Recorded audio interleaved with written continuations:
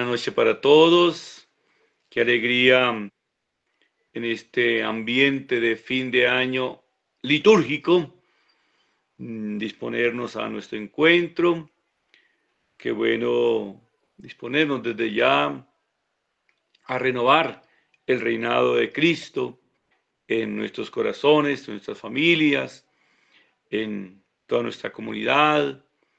Qué bueno sentir que se nos va a dar la oportunidad de encontrarnos con un Dios que, siendo misericordioso, hace posible que de verdad lo acojamos como nuestro Rey y Señor.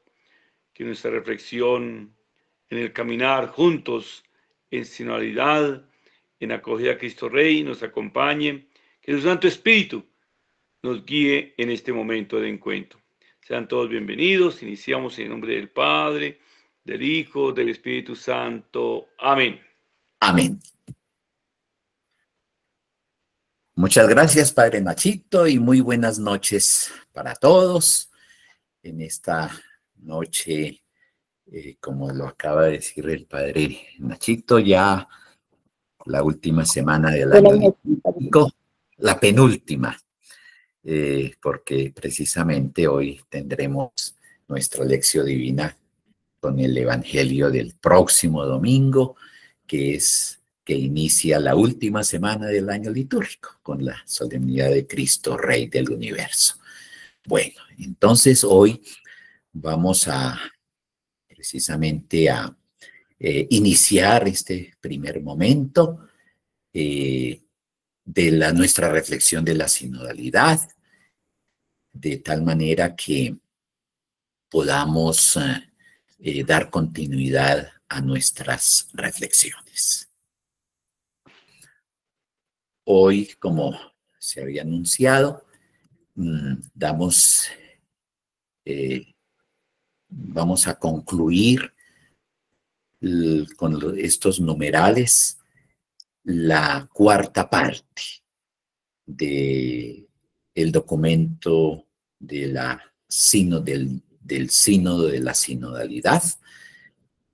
La cuarta parte, titulada Una pesca abundante, la conversión de los vínculos. Y el último título, del cual tuvimos la primera parte hace 8 días, es El servicio del obispo de Roma. Sabemos muy bien que se trata del Santo Padre, del Papa, el siervo de los siervos. Y precisamente habíamos reflexionado cómo se trata de vivir la comunión como entre 3 niveles, que es el pueblo de Dios, la iglesia toda, el colegio episcopal, o sea, los obispos en comunión, y en cabeza del Santo Padre. En esa perspectiva, entonces, damos continuidad hoy con este numeral 135. Nos dice allí: la Constitución Apostólica Predicate Evangelium ha configurado el servicio de la Curia Romana en sentido sinodal y misionero, insistiendo en que no se sitúa entre el Papa y los obispos, sino que se pone al servicio de ambos en la forma que conviene a la naturaleza de cada uno. Y ahí está citado la Constitución Apostólica Predicate Evangelium 1:8. Entonces, démonos cuenta que se va a dedicar ahora a visualizar y a exponer la misión de la Curia Romana al servicio tanto de los obispos como del Papa.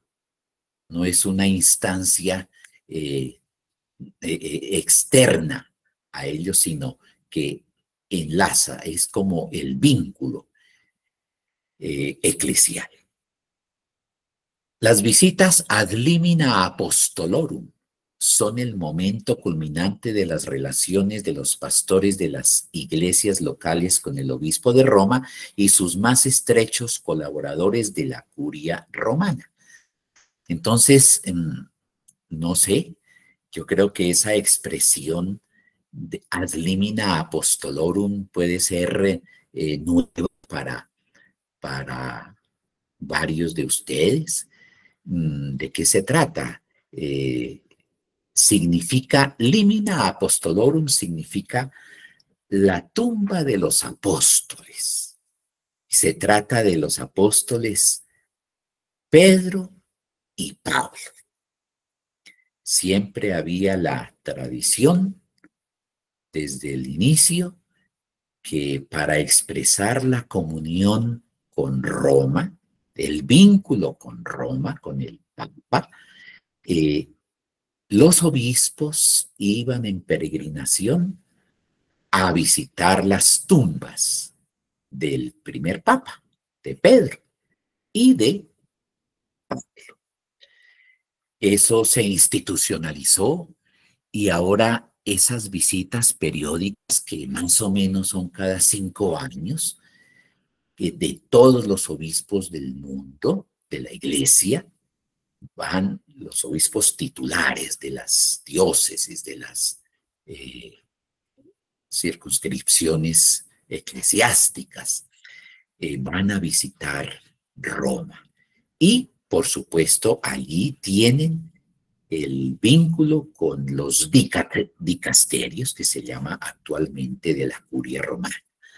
Aquí nos surge una inquietud, que es poder hacer en el futuro una descripción de la curia romana, de todas los dicasterios que conforman la curia romana, para entablar precisamente ese vínculo con todas las iglesias locales del mundo, de la iglesia. El Sínodo de los Obispos fue instituido por San Pablo VI mediante la Constitución Apostólica Episcopalis Communio para facilitar la solicitud del Romano Pontífice por toda la Iglesia. Esa expresión Episcopalis Communio traduciría la comunión episcopal, o sea, de los obispos. Y Pablo VI, como un fruto del Concilio Vaticano II, institucionalizó y creó digamos, el sínodo de los obispos, que es como un, no sé si dicasterio o es un consejo. Allí ya veremos. No sé si el padre Nachito de pronto nos podría aclarar en este momento, en la institución del Sínodo de los Obispos en este momento, si es un consejo o es un dicasterio. Bueno, bien. No, yo pienso que es digamos, como una organización que se estableció con miras a vivir la sinodalidad, a vivir esa comunión o coparticipación del gobierno de la iglesia con todos los obispos del mundo. Eso. Bien. Bueno, gracias, padre Nachito. En la profundización de la identidad del sínodo de los obispos, es esencial que en el proceso sinodal y en las asambleas aparezca y se realice concretamente la articulación entre la implicación de todos, el pueblo santo de Dios, el ministerio de algunos, el colegio episcopal, y la presidencia de uno, el sucesor de Pedro. Entonces, ¿eso qué significa? Que esa institución del sínodo de los obispos, al servicio, claro, del Santo Padre, es el canal por el cual el Santo Padre convoca las asambleas del sínodo, o sea, los sínodos.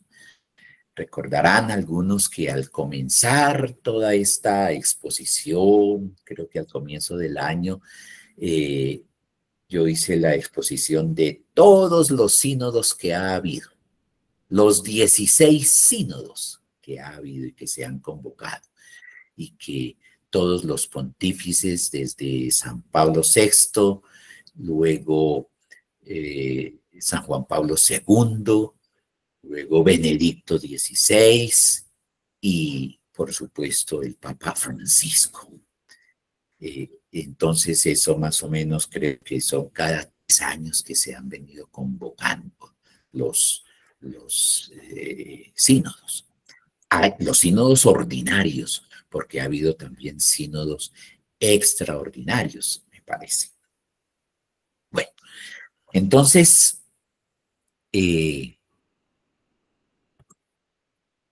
acá en el numeral 137, el sínodo de la sinodalidad nutre simultáneamente dos frutos: la iglesia sinodal y el impulso ecuménico que buscan asumir a su vez dos desafíos, tanto para una iglesia sinodal misionera como para la unidad de los cristianos. La promoción de la unidad de los cristianos es un aspecto esencial del ministerio del obispo de Roma, y el camino ecuménico ha favorecido una comprensión más profunda del mismo. Entonces, aquí vale la pena aclarar lo siguiente. ¿Qué es eso de lo ecuménico? El impulso ecuménico. Se trata de una actitud de la Iglesia Católica que busca la unidad de todos los cristianos. Sabemos que, y si no lo sabíamos, pues lo vamos a ir aprendiendo. A lo largo de la historia ha habido ciertos cismas o divisiones dentro del cristianismo, desde la iglesia católica, y se han desprendido otras confesiones, no otras religiones, no. La religión es el cristianismo.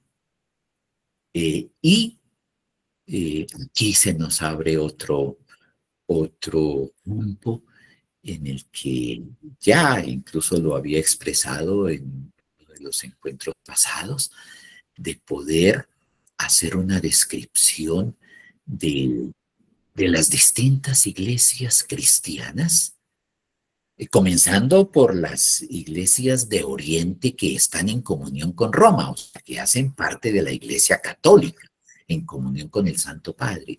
Pero hay otras iglesias cristianas. Nosotros somos cristianos ante todo. Desafortunadamente nos hemos estado dejando robar ese término de cristianos para expresar a los que no son católicos. Pero nosotros, antes de ser católicos, somos cristianos por ser seguidores de Cristo. Es la iglesia de Jesucristo. Bien, entonces aquí se nos abre otro campo para precisamente conocer toda nuestra religión y en este impulso ecuménico que se está buscando, de buscar la unidad de los cristianos.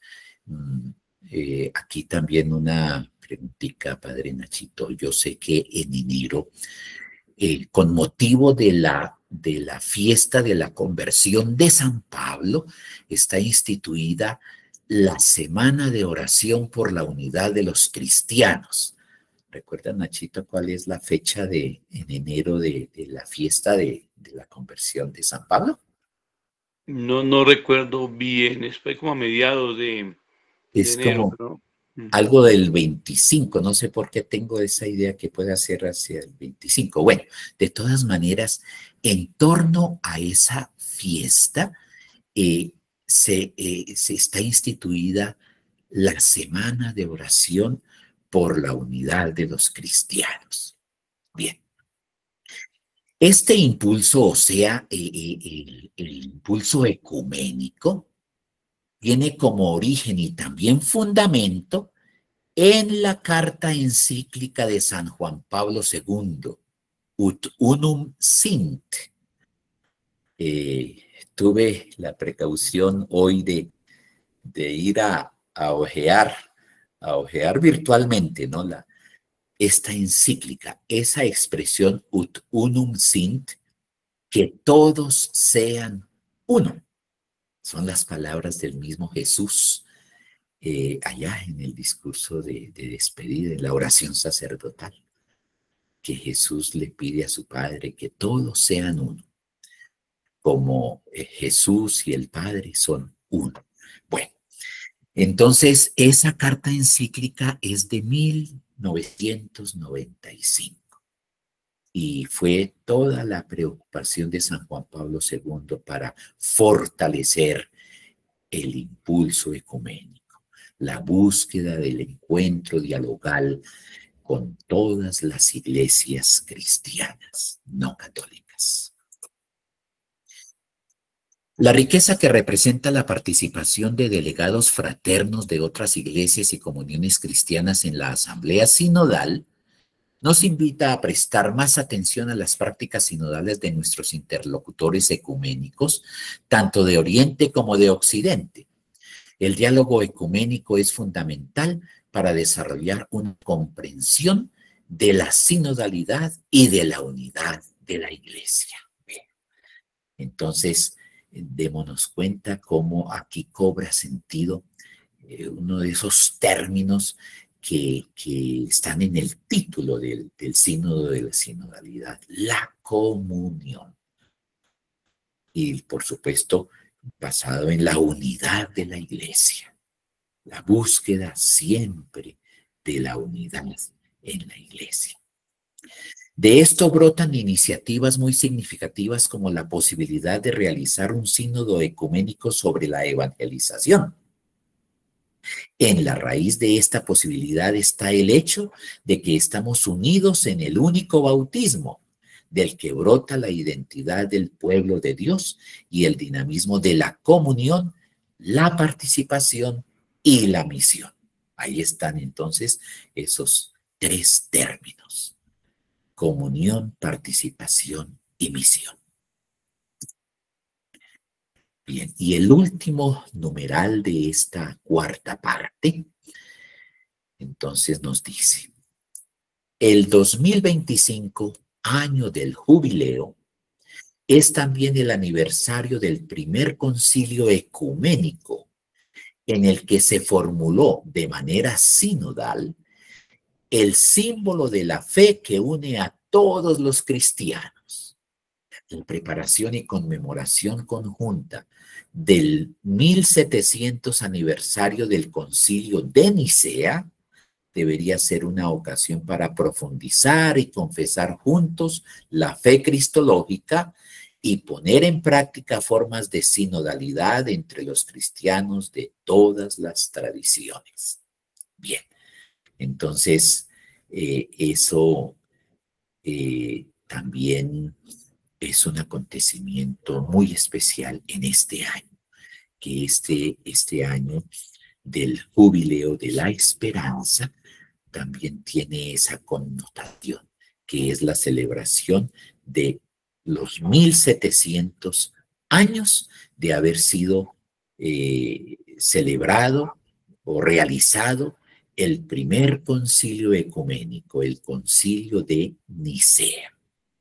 En fin, ahí pueden darse cuenta cómo se nos abre tantos horizontes para poder conocer nuestra historia y poder profundizando en la historia y en todas esos avatares, todas esas circunstancias que vivieron esos concilios tan debatidos para buscar la unidad en la Iglesia ante tantas amenazas, ante la doctrina, como son las herejías cristológicas sobre todo.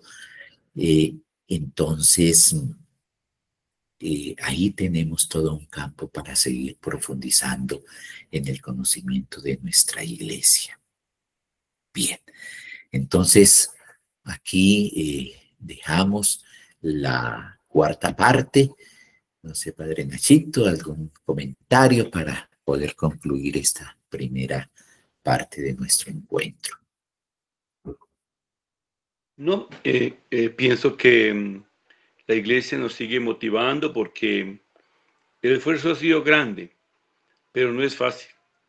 No es fácil que caminemos juntos, no es fácil tomar conciencia de ese espíritu sinodal que nos tiene que acompañar a todos. A veces la misma gente es muy dada a, a exaltar el clericalismo, que son los sacerdotes los que tienen que hacer todo, que si no es el sacerdote el que habla, que si no es el sacerdote, incluso un gesto muy sencillo, la comunión. Si no es el sacerdote el que da la comunión, nos parece que un laico, yo alguna vez decía en chiste, no sé, pero me parece que algunas personas cuando van a pasar a comulgar, ven que como que Cristo cuando coge la sagrada forma un ministro, como que pega el salto y se sale de ahí, y entonces como que ya la persona no recibe a Cristo porque es de manos de un laico. No, no, no. En eso nos falta un poquito como de fe íntegra, ¿no? Entonces sí, a veces la misma gente muy dada no a asumir su corresponsabilidad, su aporte, su caminar con la iglesia, sino a exaltar a veces el clericalismo la sinodalidad va un poquito a asumir esa realidad. No podemos seguir siendo una iglesia clerical, una iglesia de jerarquía. Tenemos que ser una iglesia donde todos podamos aportar, todos caminemos, todos hagamos posible que el reino de Dios se vea instaurando ahí donde estamos.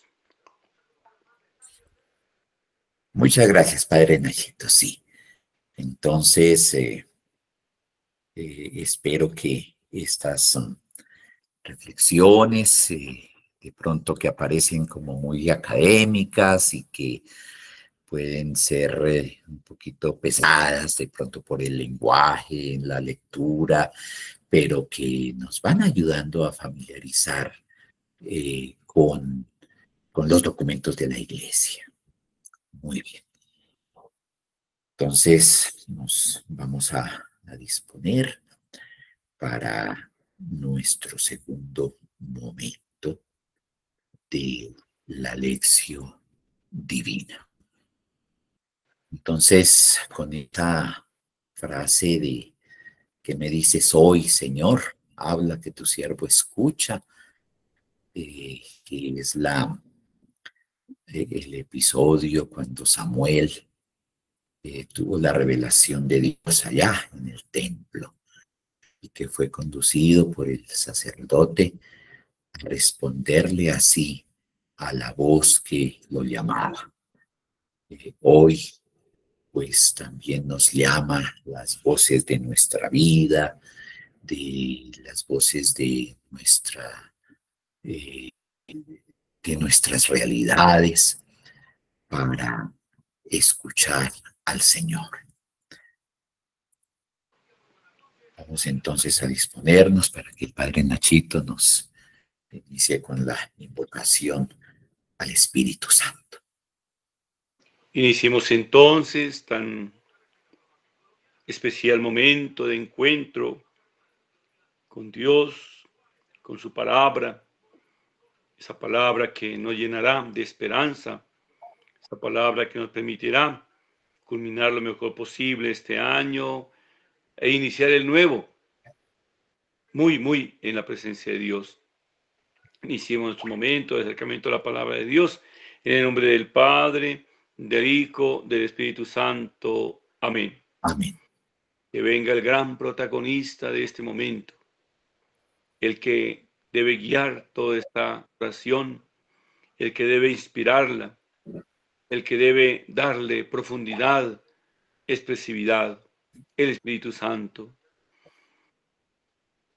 Que sea Él el que nos inspire en todo lo que hoy vamos a reflexionar sobre la Sagrada Escritura, el que nos inspire el poderla leer e interpretar, el que nos regale el debido discernimiento para encontrar en la palabra de Dios en este día orientaciones en nuestro caminar, que Él sea el que de verdad haga en nosotros peregrinos de esperanza. Espíritu Santo, ilumínanos y santifícanos. Santifícanos. Espíritu Santo, Ilumínanos ilumínanos y y santifícanos. santifícanos. Espíritu Santo, ilumínanos y Ilumínanos y santifícanos. santifícanos. Dispongámonos para la proclamación de la palabra. No es solamente escucharla, es acogerla. Y acoger esa palabra con espíritu sinodal. Es decir, en la certeza de que somos comunidad eclesial que caminamos juntos. Es decir, que sabemos que la palabra, el verbo divino en Jesucristo es el verbo encarnado, que es la revelación de Dios Padre, que es la revelación de Dios Trinidad. Entonces, con este espíritu, le pido el favor al Padre Nachito para que, proclamándonos el Evangelio, entonces todos le prestemos la atención necesaria para que podamos participar en las etapas subsiguientes de nuestra lección. El Señor esté con ustedes. Y con tu espíritu. Lectura del Santo Evangelio según San Lucas. Gloria a ti, Gloria a ti, Señor. En aquel tiempo, los magistrados hacían muecas a Jesús diciendo: a otros ha salvado, que se salve a sí mismo, si él es el Mesías de Dios, el elegido. Se burlaban de él también los soldados que se acercaban y le ofrecían vinagre, diciendo: si eres tú el rey de los judíos, sálvate a ti mismo. Había también por encima de él un letrero: este es el rey de los judíos. Uno de los malhechores crucificados lo insultaba diciendo: ¿no eres tú el Mesías? Sálvate a ti mismo y a nosotros. Pero el otro, respondiendo e increpándolo, le decía: ¿ni siquiera temes tú a Dios estando en la misma condena? Nosotros en verdad lo estamos justamente porque recibimos el justo pago de lo que hicimos. En cambio, este no ha hecho nada malo. Y decía: Jesús, acuérdate de mí cuando llegues a tu reino. Jesús le dijo: en verdad te digo, hoy estarás conmigo en el paraíso. Palabra del Señor. Gloria a ti, Gloria a ti, Señor Jesús. Gloria a ti, Señor Jesús.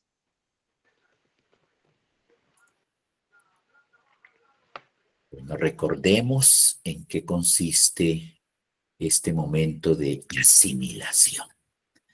Es respondernos a qué dice el texto.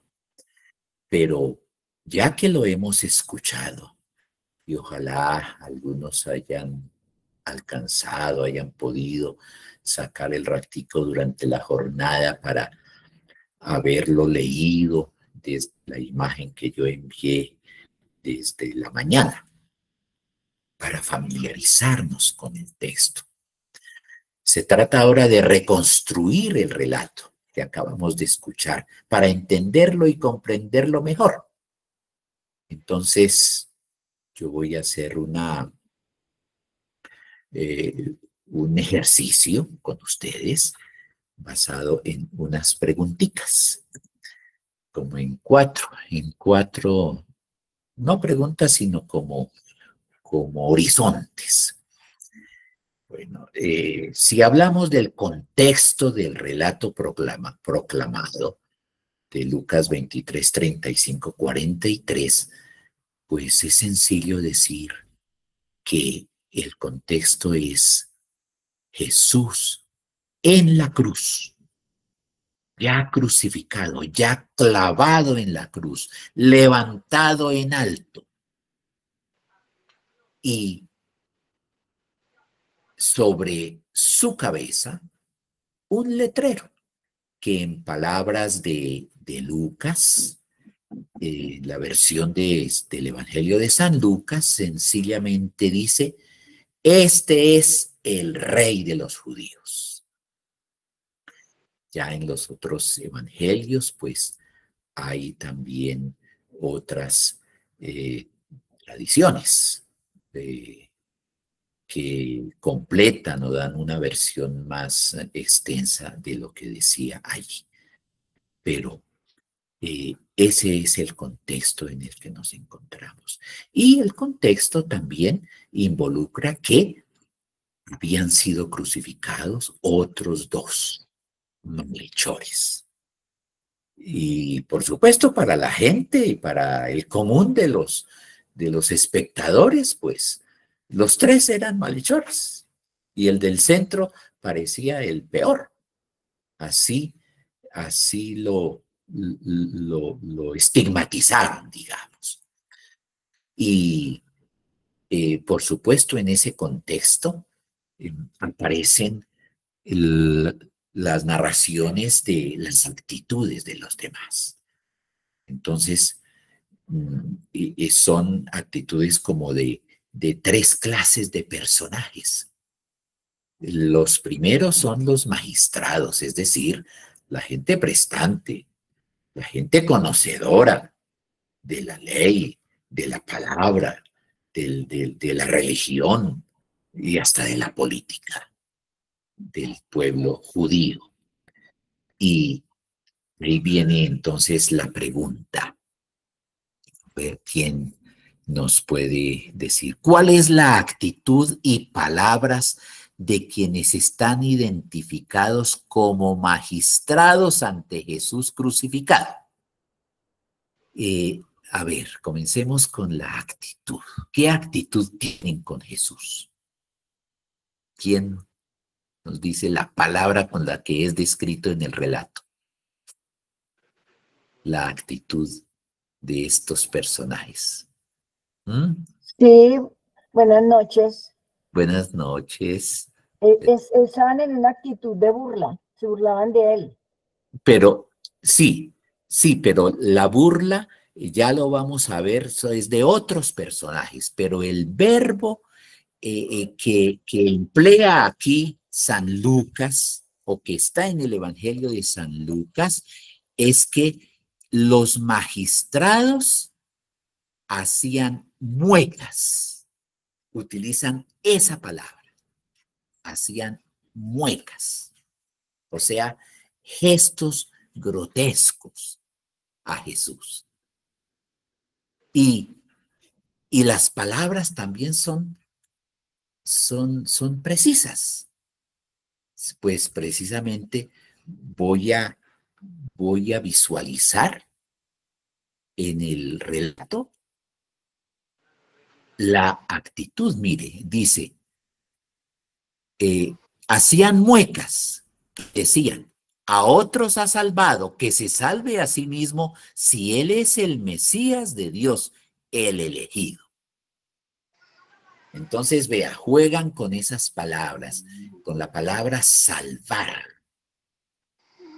Claro, son conocedores de todo lo que había hecho Jesús, sus milagros, la atención a los pobres, a los marginados, a los afligidos, los enfermos, bueno. Y también era considerado el Mesías de Dios, el elegido. Entonces, las muecas y las palabras estaban dirigidas a pisotear eso que los seguidores de Jesús estaban creyendo en Jesús. Bueno, y entonces también recordarán que la otra pregunta está dirigida a los soldados. ¿Cuáles son las actitudes? La actitud de los soldados y cuáles eran las palabras. ¿Cuáles son las palabras? Ahí lo podemos decir.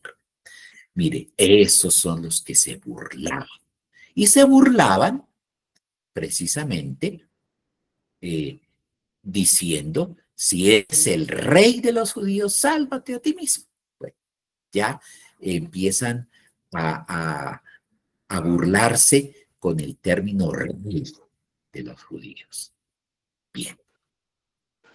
Entonces, ahora vean la actitud de cada uno de los dos malhechores. El primero, a ver, ¿qué recuerdan ustedes del primer malhechor?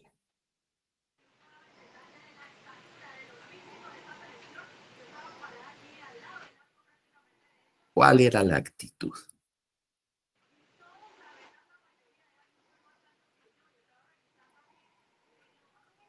Bueno, veamos. A ver, dice. Lo insultaba. ¿Eh? Lo insultaba. ¿No eres tú el Mesías? Sálvate a ti mismo y a nosotros. La actitud de ese malhechor. Bien. Y el otro le respondía al primero que había intervenido y lo increpaba. O sea, primero se dirigió al compañero que estaba al otro lado. Sí. Ni siquiera temes tú a Dios. Vea, comienza con un término ya muy preciso. Vea, se veía que en medio de ser un malhechor, tenía conocimiento, tenía una actitud religiosa ante Dios, de temor de Dios. Nosotros en verdad lo estamos justamente porque recibimos el justo pago de lo que hicimos. En cambio, este no ha hecho nada malo. Ahí están las palabras. Y bien, entonces es para decirle, para que podamos terminar. A ver, ¿cuál es lo último que se nos narra en este relato? Recuerden.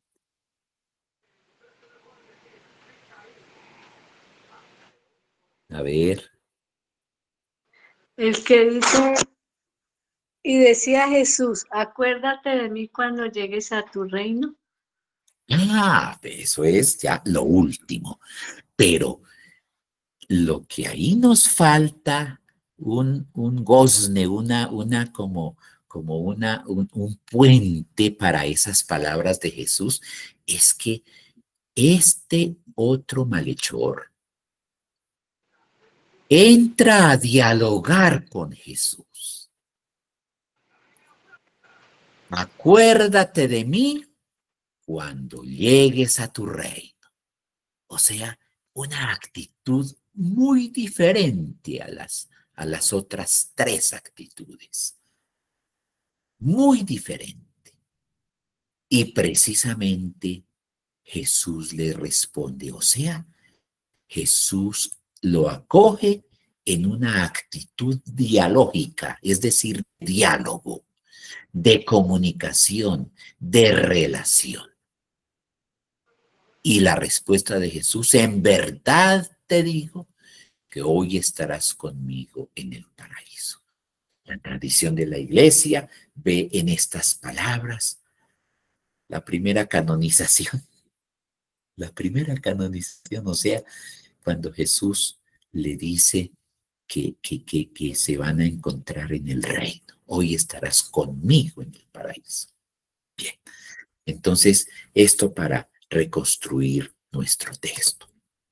Dispongámonos ahora a la meditación. ¿Qué me dice el Señor a través de este texto del Evangelio de San Lucas?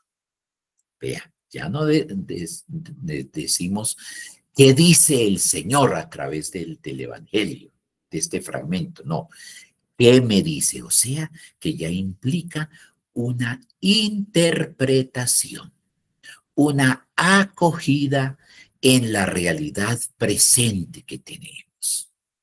¿Qué nos dice a cada uno de nosotros? Entonces, para esta meditación, observemos el contraste y diferencia entre quienes atacan a Jesús y el único que lo defiende y se comunica con Jesús.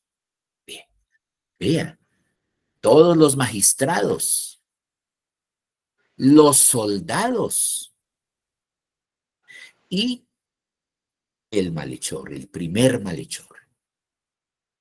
Tres, no tres personas, porque ¿cuántos magistrados habría allí? ¿Cuántos soldados? Y ese malhechor que también representa a cuánta gente que tiene en su vida por proyecto hacer daño. Y solamente uno, el segundo malhechor, es el que lo defiende y logra entrar en diálogo con Jesús. Bien. Entonces, eso ya ahí nos abre un campo de meditación para ver cuántos de nosotros, todos nosotros, desde nuestra fragilidad, qué actitud estamos teniendo con Jesús y buscamos tener con Jesús. Desde las situaciones y los contextos de nuestra vida, nos están ayudando a abrirnos a Dios a través de Jesús, o de pronto nos están ayudando a hacer. ¿A cuánta gente no se está cerrando a Dios en medio de sus fragilidades, en medio de sus situaciones de pecado, de buscar hacer daño, de buscar vengarse o aprovecharse de tantas personas? Bien. Bueno, y con esto nos vamos a abrir nuestra actitud de oración. ¿Qué le manifiesto al Señor como respuesta a lo que me está diciendo? Ya es una actitud orante de parte nuestra. Claro, oración que puede ser allá íntima, pero que por estar unidos en comunión espiritual, en comunión de fe, todos nosotros, pues a pesar de estar allá en el silencio de nuestros corazones, pues estamos unidos en comunión para orar los unos por los otros. Pero esa actitud orante también puede abrirse a ser expresada sea como súplica, como petición, como agradecimiento, como alabanza, como nos nazca. Y vea, nuestra oración puede dirigirse a Dios para suplicar, agradecer y alabar todo lo que permita la inserción del reino de Cristo en nuestra vida cotidiana. Es decir, ese reinado, ese rey que es Cristo, desde una cruz, desde un patíbulo, desde un momento extremo de la existencia terrena,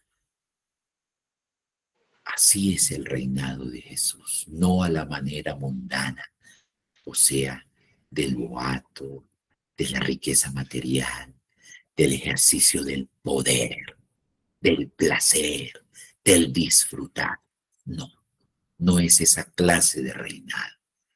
Es el reinado desde la indigencia, desde la necesidad de Dios. Ahí es donde se inserta el reino de Dios en cada uno de nosotros. Dispongámonos entonces para que en unos breves minuticos expresemos nuestra oración.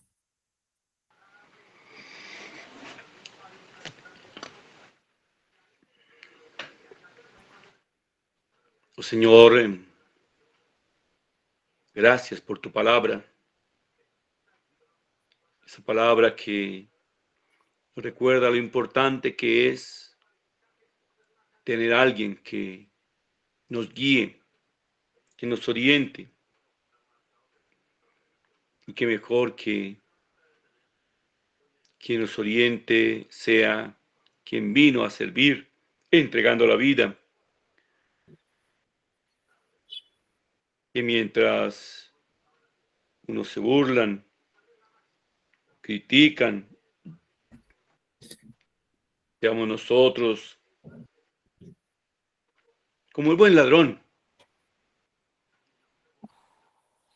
que reconocemos que ese pertenecer al reino de Dios, al reino que Cristo inauguró con la entrega de su vida, sea fruto de la bondad de ese Rey para con todos nosotros, humildes siervos. Que en Cristo cada uno pongamos de nuestra parte para hacer que se sienta la presencia de ese reino de Dios donde nos encontremos.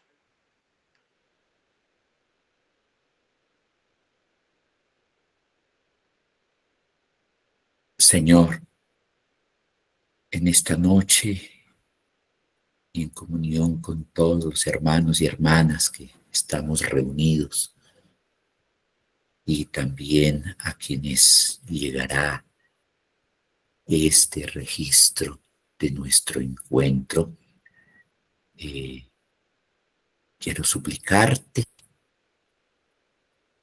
para que por medio de tu Espíritu sea suscitada la gracia de nuestro bautismo. Nuestro bautismo de cada uno de nosotros fuimos ungidos en el único sacerdote, en el único profeta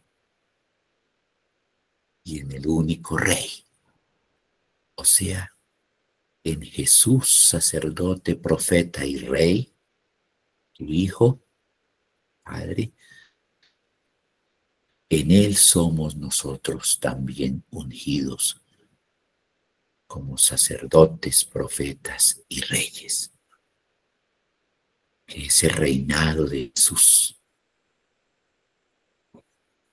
pueda ser semilla que germine a lo largo de todas nuestras actitudes y de nuestras acciones. Pero no solamente acciones, sino palabras y pensamientos.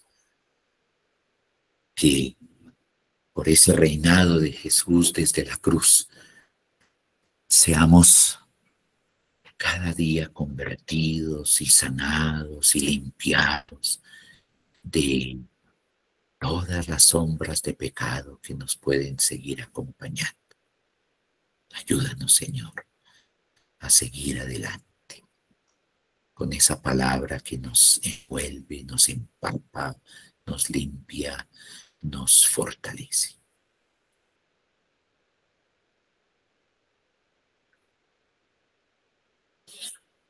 Te pedimos, te pido también, Señor, hoy que en la parroquia de Upita se llevaron a cabo las exequias de una prima hermana nuestra, Eva Tulia Andil Muñoz, de Luna. Ella participó en este encuentro unas contadas ocasiones el año pasado y antepasado, creo. Pero siempre, pues, fue posible durante este año poder participar en nuestros encuentros por su salud, pero siempre con un gran regocijo y una gran piedad, acogía las publicaciones de nuestro registro audiovisual. Y me lo expresaba en las llamadas telefónicas que teníamos. Y ella también vivió su bautismo muy vinculada a la parroquia de Guatavita.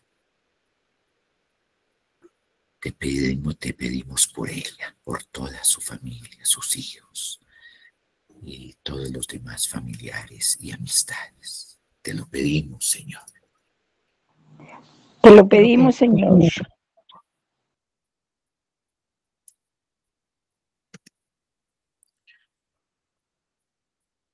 Nuestra contemplación, descubrir al Señor Jesús en mi vida, en mi historia y también en la vida e historia de las demás personas. Bueno, ¿qué nos proponemos con este relato hoy? ¿Hay propósito en nuestras relaciones con las demás personas de identificar la presencia del reino de Jesucristo?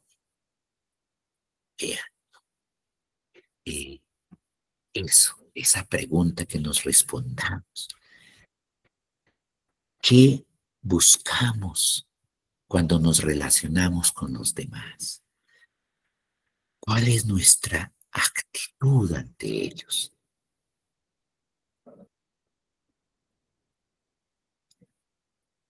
Reconocer la presencia del reino de Dios en ellos, en estas personas.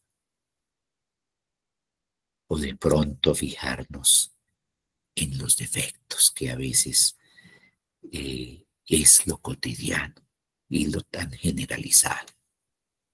Pues como bautizados, con el espíritu sinodal que nos debe caracterizar, es para que busquemos reconocer la presencia del reino de Dios, del reino de Jesucristo en iglesia. Y la otra inquietud o pregunta o interrogante para ayudarnos en esta contemplación. También en nuestras actitudes para que permitan traslucir ese reino que ya habita en nosotros. Entonces ya es un llamado a cada uno de nosotros, lo que somos. ¿Y qué somos? Somos pensamientos, palabras y acciones. Acciones a través de nuestra corporeidad. Esas dos dimensiones que somos nosotros, la dimensión espiritual y la dimensión corporal, están en armonía. ¿De qué nutrimos nuestro pensamiento y nuestro corazón? Si los nutrimos de la palabra de Dios que estamos contemplando, entonces nuestros pensamientos, palabras y acciones deben transparentar, traslucir, deben dejar brillar el reino de Cristo que ya habita en nosotros desde nuestro bautismo. Es decir, actualizamos permanentemente las gracias y los dones de nuestro bautismo. La inquietud, las inquietudes que dejamos a la contemplación de nuestra vida. Y esto que nos lleve a compromisos. Vean, en la perspectiva del jubileo de la esperanza, ¿qué situaciones de mi vida quiero colocar ante el Señor Jesucristo para avanzar con esperanza en el seguimiento de su voluntad y el fortalecimiento de las gracias y dones bautismales? Esto que nos abra un horizonte de compromisos en nuestra vida. Y ya que hemos tenido el Evangelio del próximo domingo, que ahí aparezca un compromiso. ¿Cómo vamos a caminar estos días hacia el próximo domingo? El final del año litúrgico. Vamos a hacer en el fondo de nuestro corazón un compromiso que se traduzca en acciones concretas, precisas. Tal vez allá en nuestra casa, con nuestra familia, con el cónyuge de cada uno, de cada una, con los hijos, en fin. Qué bonito sería, qué hermoso que podamos caminar para que el próximo domingo tengamos una actitud renovada de nuestra vida, para poner ante Cristo, Rey del universo, toda nuestra vida y todo lo que hemos estado viviendo aquí como grupo Getsemaní. Bien, dispongámonos entonces para que el Padre Nachito nos haga el favor de concluir nuestro encuentro. Que, teniendo presente el llamado que se nos ha hecho a ser peregrinos de esperanza, que a la luz de esta palabra dejemos que el Señor nos fortalezca, nos anime, nos impulse a ser constructores de su reino, donde nos encontremos. Que tengamos presente que el reino de Dios se hace presente allí, donde, dejando que Cristo reine en el corazón, se irradia bondad, fraternidad, solidaridad, justicia. Que el Señor nos haga instrumentos de la restauración de su reino, donde nos encontremos. Qué bueno culminar hoy nuestra reflexión, nuestra acoger la palabra, pidiendo que venga el reino de Dios, que venga ese reino y a través de nuestro hacer la voluntad de Dios, instauremos ese reino donde nos encontremos. Padre nuestro que estás en el cielo, santificado sea tu nombre. venga a nosotros el reino. Hágase hágase tu Hágase tu voluntad voluntad en la en la tierra como en el cielo. Danos hoy Danos hoy nuestro pan de cada día. Perdona nuestras ofensas, como también nosotros perdonamos a los que nos ofenden. no nos dejes No dejes caer en tentación y líbranos del mal. Amén. Señor esté con ustedes. y con tu espíritu. La bendición de Dios Todopoderoso, Padre, Hijo y Espíritu Santo, descienda sobre ustedes y les acompañe siempre. Amén. Amén. Amén. Podemos continuar en paz. Demos gracias a Dios. Muchísimas gracias, Padre Nachito. Muchas gracias a todos que han participado. Gracias, Padre. Buenas noches. Y entonces, muy buena. Gracias.